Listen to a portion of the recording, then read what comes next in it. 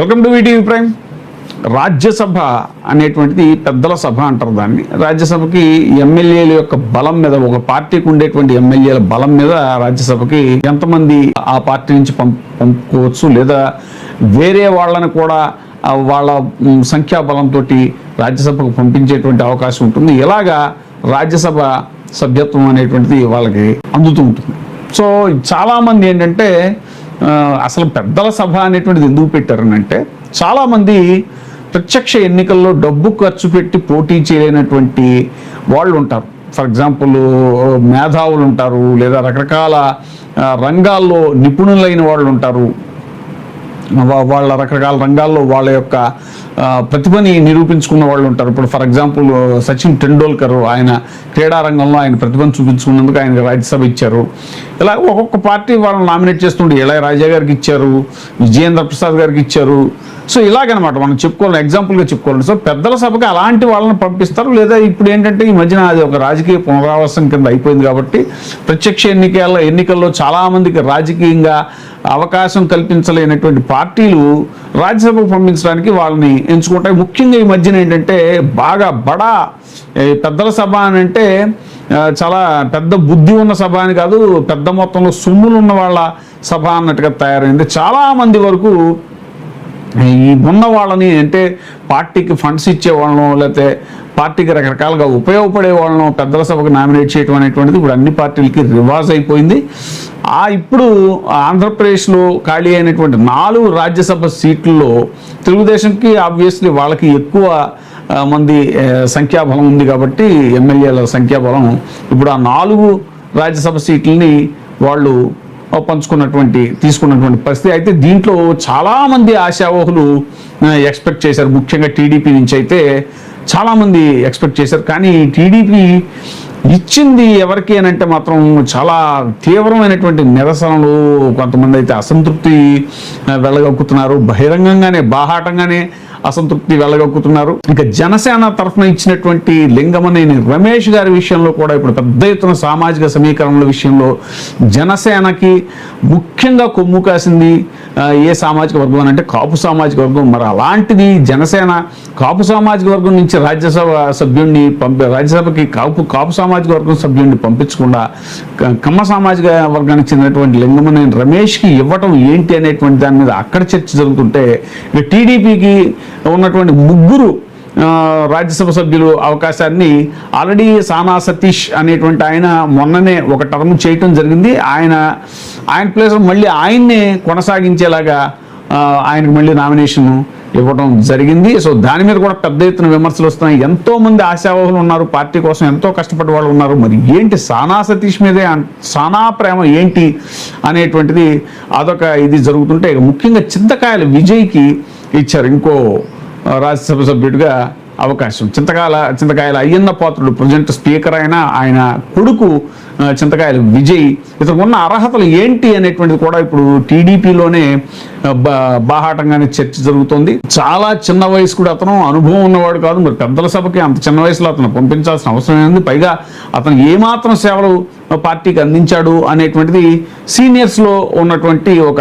అసంతృప్తి. ఎందుకంటే చాలామంది ఆశావహులు ఉన్నారు సీనియర్స్లో, ముఖ్యంగా వర్ల రామయ్య లాంటి వాళ్ళు కానీ, లేదా యనమల రామకృష్ణుడు లాంటి వాళ్ళు కానీ, వాళ్ళంతా చాలా సూపర్ సీనియర్స్. వాళ్ళంతా కూడా వాళ్ళకి అవకాశం ఇవ్వకుండా మరి చింతకాయల విజయ్కి ఏంటి అతను ప్రత్యేకత అంటే, చింతకాయల విజయ్ ఐటీడీపీ అంటే సామాజిక మాధ్యమం ఏదైతే ఉందో, సోషల్ మీడియా నెట్వర్క్ ఏదైతే ఉందో టీడీపీకి, ఐటీడీపీ అని, దాన్ని నిర్వహించడంలో చాలా సమర్థవంతంగా ఆయన నిర్వహించాడు. ఎలా సమర్థవంతంగా అంటే, ప్రతిపక్షాన్ని అతి నీచంగా దారుణంగా ట్రోల్ చేయించడం, ప్రతిపక్ష నేతలకు సంబంధించినటువంటి మహిళల మీద, సాక్షాత్తు ప్రతిపక్ష నాయకుడు అయినటువంటి జగన్మోహన్ రెడ్డి గారి ఇంట్లో మహిళల మీద ఎంతో దారుణంగా ట్రోల్స్ చేయించడం, ఇవన్నీ కూడా సోషల్ మీడియాలో దగ్గరుండి చాలా సమర్థవంతంగా ఆయన చేయించాడు కాబట్టి ఆయనకి అవకాశం లభించింది అనేటువంటిది. ఇంకోటి, ఆయన భాష్యం రామకృష్ణ ఆయన పేరు, ఆయన భాష్యం స్కూల్స్ అవి నడుపుతూ ఉంటారు. ఆయన కూడా చాలా బాగా సంపాదించారని, అలాగే బ్యాకింగ్ ఎన్నోసార్లు పార్టీకి చాలా జిల్లాల్లో ఆయన ఆర్థిక సహాయం చేసినటువంటి వ్యక్తి అనేటువంటిది కూడా టీడీపీలో వినిపిస్తున్నటువంటి విషయం. ఏదేమైనా సరే ఇలాగ ఒక ఆర్థిక సమీకరణాల దృష్ట్యా పెద్దల సభకు పంపడం ఏంటి, అవసరమైతే సామాజిక సమీకరణాలు లేకపోతే ఇంకా వాళ్ళకున్న అర్హతలను బట్టి పంపించాలి, కానీ ఇలాగా ఈ విధంగా ఆర్థికంగా బలంగా ఉన్న వాళ్ళను లేకపోతే పార్టీకి రకరకాలుగా ఉపయోగపడిన వాళ్ళను పంపించడం ఏంటి అనేటువంటిది టీడీపీలో అదొక చర్చ జరుగుతుంటే, టీడీపీలోనే ఈసారి బాగా ఆశించి భంగపడినటువంటి వాళ్ళు ఎవరైనంటే కడప టీడీపీ ఇన్ఛార్జి అధ్యక్షుడు, కడప జిల్లా అధ్యక్షులు అయినటువంటి రెడ్డప్ప గారు శ్రీనివాసులు రెడ్డి, ఆయన భార్య ఆవిడ మాధవిరెడ్డి, ఆవిడ ఇప్పటికే కడప ఎమ్మెల్యేగా ఉన్నారు.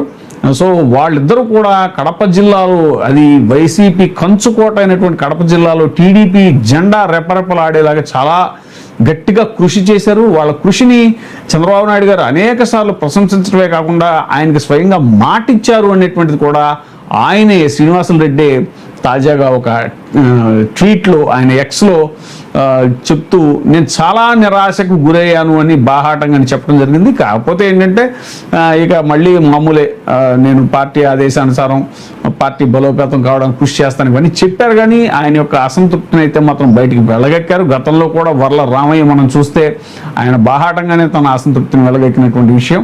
అటు టీడీపీలోనే ఆ ఇచ్చిన రాజ్యసభ సభ్యుల పట్ల చాలా తీవ్రమైనటువంటి అసంతృప్తిగా ఆశావహులు ఉండటం జరిగింది. అటు సీనియర్స్ కానీ ఇటు కడప నుంచి చాలా పార్టీని చాలా బలోపేతం చేసినటువంటి, ఎందుకంటే లాస్ట్ మహానాడు ప్లేనరీ కూడా కడపలోని చాలా భారీ ఎత్తున నిర్వహించడంలో ఆ దంపతులు ఇద్దరు ఎవరైతే రెడ్డప్ప గారు శ్రీనివాసులు రెడ్డి, ఆయన భార్య మాధవిరెడ్డి, ఆవిడ గురించి మనకు తెలుసు, చాలా ఫైర్ బ్రాండ్ ఆవిడ.